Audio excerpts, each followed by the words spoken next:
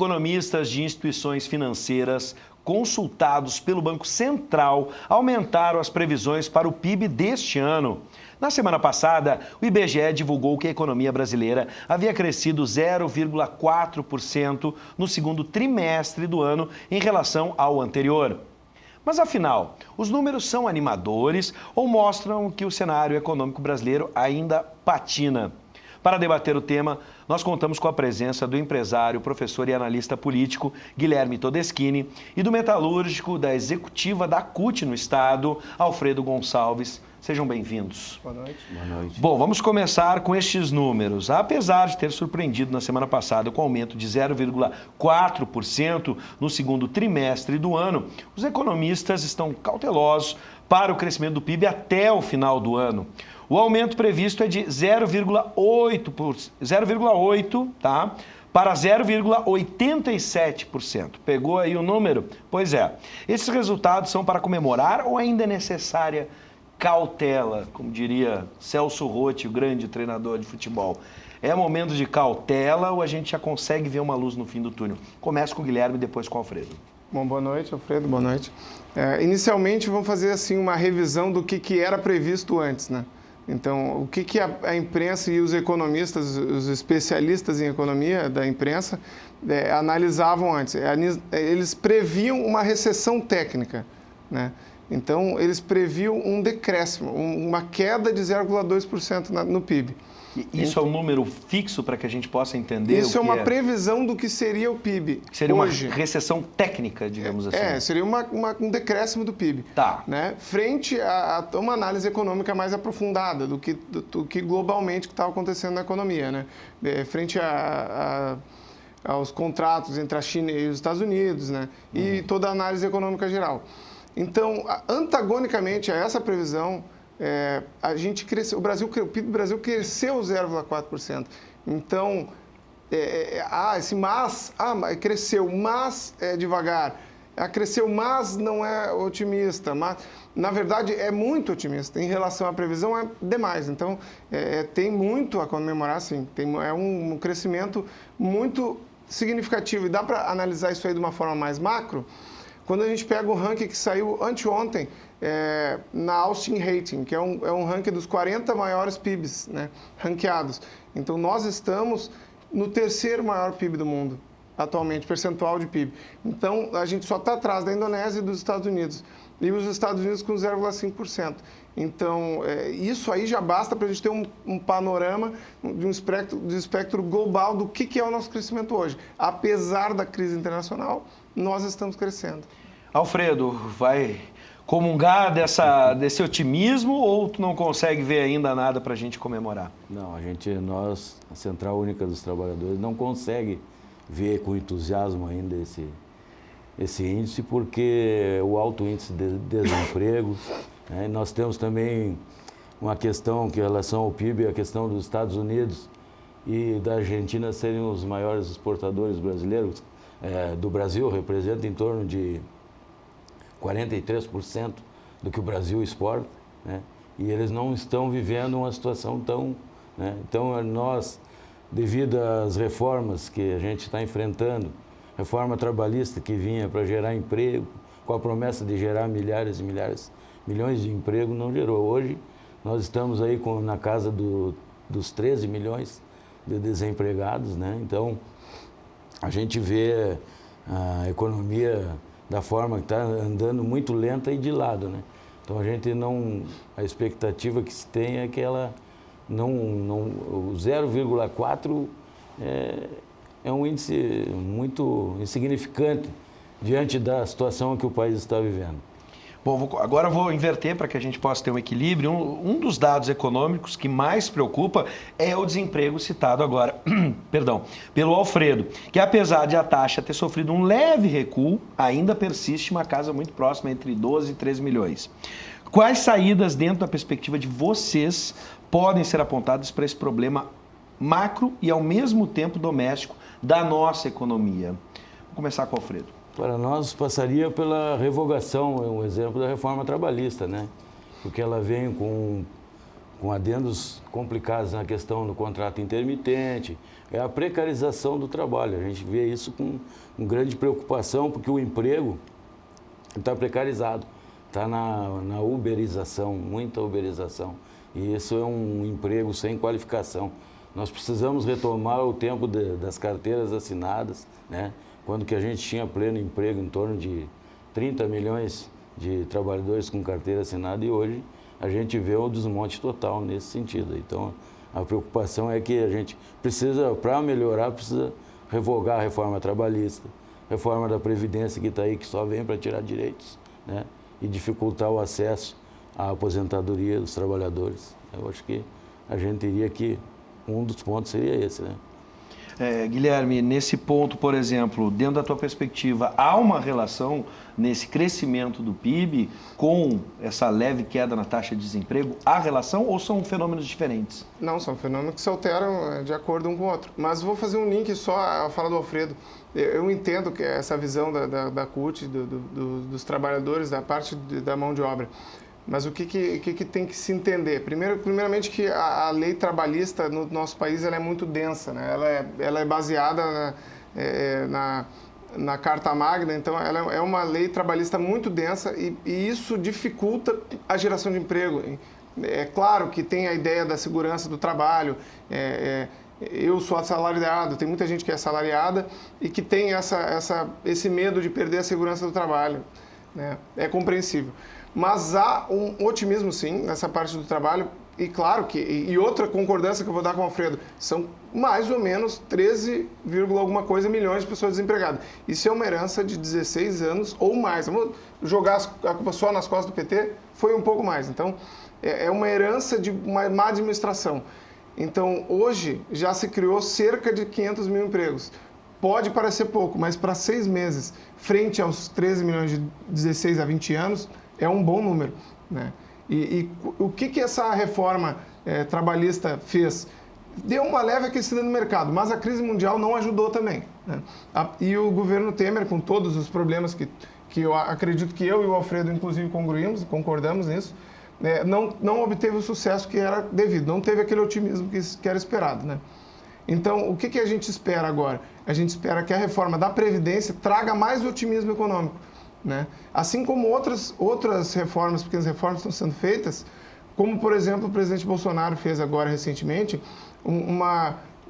diminuir o valor dos documentos na compra de imóvel, né? São pequenas coisas que geram uma confiança para compra e venda de imóveis, que aquece mais a economia. Então, essas pequenas coisas que vêm sendo feitas, elas vão melhorar o otimismo e vão botar o dinheiro para circular mais. Então, de certa forma, eu acredito que vai melhorar, porque também aumentou a parte do trabalho informal, né? Foram 500 mil vagas e mais o trabalho informal. Tu já citaste algumas coisas, eu vou voltar com o Guilherme, mas vou passar para o Alfredo, né? Algumas coisas tu já foi avançando nessa pergunta que eu vou fazer, mas pode trazer novas. Mas, Alfredo, quais as amarras na tua visão, o Brasil apresenta para poder crescer de forma mais sustentável? Vimos aí duas questões que tu apontaste, que são duas grandes reformas. E aqui o Guilherme apontou pequenas ações do governo que tentam destravar a economia. Entre grandes ações como reformas e pequenas ações, quais ações tu acha as mais indicadas para que a gente destrave o Brasil imediatamente? Acho que uma das mais importantes é no que trata das questões da Emenda Constitucional 95, a qual congelou os investimentos na saúde por 20 anos. Né? Esse congelamento ele só está desestruturando o país cada vez mais. Por quê? Porque o orçamento desse ano, um exemplo, uma prefeitura recebe 10 milhões para investir na saúde esse ano. Se ela não investir os 10 milhões, ela investir 8 milhões, o ano que vem é os 8 milhões mais o índice da inflação. Então, dentro dos 20 anos, ela vai cada vez reduzir mais. Precisamos resolver essa questão, que é a revogação da Emenda Constitucional 95 e também a questão, eu preciso investir no mercado interno. O Brasil precisa, né, nós temos mercado para investimento. Eu preciso investir, não o que está acontecendo atualmente, essa privatização desenfreada de de órgãos públicos, como a Petrobras, várias partes, o pré-sal, né, que trazia muitas divisas para nós e vai acabar aqui. Esse investimento vai ser aplicado lá fora e não no país. Então a gente precisa tirar essas amarras, que é a revogação da reforma trabalhista, que ela é imprescindível para o povo brasileiro, para a questão tem a seguridade, o tripé da seguridade, né? Então a gente precisa não revogar a reforma da Previdência, né? Porque ela só vai trazer prejuízo para a classe trabalhadora. No caso, os aposentados, os novos aposentados do Brasil vão ser os velhos que vão ter precarização nos seus salários. Com a proposta que foi aprovada, que ela faz de uma forma de que 60% de todos os ganhos do trabalhador durante a sua vida. Isso vai rebaixar o teto da Previdência. Outra questão que não traz a questão do PIS/PASEP, né? O PIS/PASEP foi rebaixado.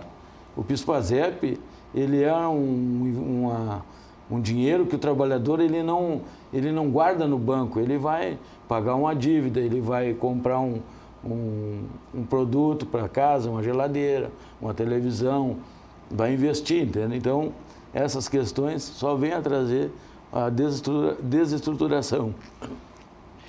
Guilherme, algumas tu já citaste, pequenas, mas o Alfredo citou grandes reformas. Entre pequenas ações e grandes ações, o que o governo deve fazer de imediato, se ainda não fez na tua concepção? Bom, a gente pode se espelhar diretamente, né, nas grandes obras internas. Então, quando a gente faz obras de infraestrutura, a gente gera muito emprego, isso aquece o mercado, né? Então, eu acho que nessa parte, talvez o Alfredo concorde comigo. Se a gente fizer grandes reformas de infraestrutura, a gente vai gerar mais em mão de obra proletária, vai botar dinheiro na mão do povo, o povo vai comprar, a economia aquece, né? E como a gente pode se espelhar, por exemplo, em 1973, no regime militar, que nós tivemos o maior PIB do mundo, do Brasil, na época, desculpe, perdão. Então, foi um PIB, se eu não me engano, de 13,97%. Foi o maior PIB da história, né? E foi justamente porque nós estávamos fazendo grandes obras de infraestrutura, estava arriscando o Brasil de linha férrea, estava fazendo ponte Rio-Niterói, um monte de coisa, né, que gerava muito emprego, botava dinheiro na economia, né? Então, realmente, eu acho que nesse ponto nós precisamos de obras de infraestrutura.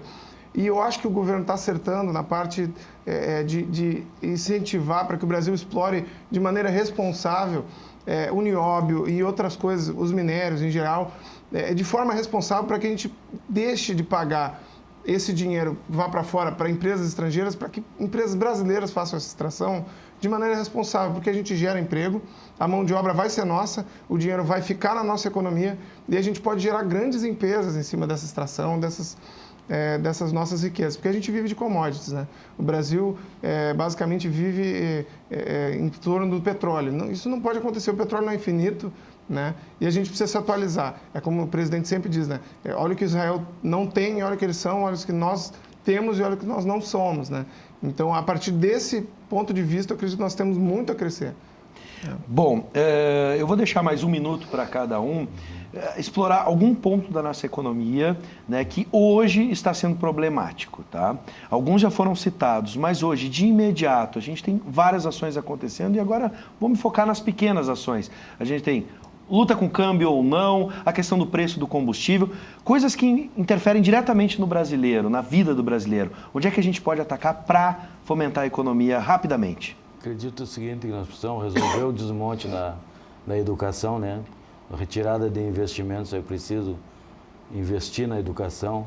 A questão do subsídio do gás que está sendo retirado, isso vai trazer problemas, certamente o povo já desempregado, sem condições de ter acesso, cada vez mais difícil, né? Então, eu acho que a questão da educação e investir também na questão, retomar os subsídios que antes tinha, né? Então, hoje a gente está vivendo um momento aí de privatização de tudo, né? Estamos vendendo tudo que é nosso e depois essas reservas. O professor falou aqui, mas a Noruega, a reserva de petróleo da Noruega, ela é para saúde e educação, né? Para reservas do país, não para... E nós estamos vendendo. E isso certamente no futuro fará falta. Guilherme? Eu acredito que nós, como eu vou concordar de certa forma com o Alfredo, porque nós não podemos viver desse commodity. A Noruega faz isso e eles têm abundância, mas isso a longo prazo tem que se transformar, porque tu não pode pegar um commodity e usar como base da tua educação, porque senão o petróleo acaba, a educação acaba. Enfim, tu tem que gerar, como eu disse anteriormente, né, tem que gerar com empregos, tem que favorecer com que empresas grandes se cresçam dentro do Brasil, né? Então, isso é o principal para que a gente possa alavancar a economia. E eu acredito que hoje nosso principal entrave é essa transformação política que está acontecendo no Brasil. Ainda há uma dificuldade muito grande de aprovar projetos, de passagem de campo, de passagem de projeto, de aprovação na Câmara, no Senado, porque o Brasil ainda está acostumado com aquele entrave da velha política de aqueles conchavos de vota para isso, eu te dou isso, né? Então, isso aí ainda está muito entravando os projetos, as votações, e eu acredito que isso aí, devagarinho, está se transformando, muito pelas cabeçadas que o governo dá para mudar isso aí, né, os pontapés, caneladas, mas acredito que isso aí vai ser muito positivo para o nosso futuro. Quero agradecer a presença e deixar aqui como um belo exemplo de um debate em alto nível que tivemos aqui com o Guilherme Todeschini e também com o Alfredo Gonçalves. Muito obrigado por aceitarem o nosso convite e parabéns por dialogarem assim de forma tão respeitosa, buscando pontos de encontro e respeitando as divergências. Sejam sempre bem-vindos. Perfeito, muito obrigado.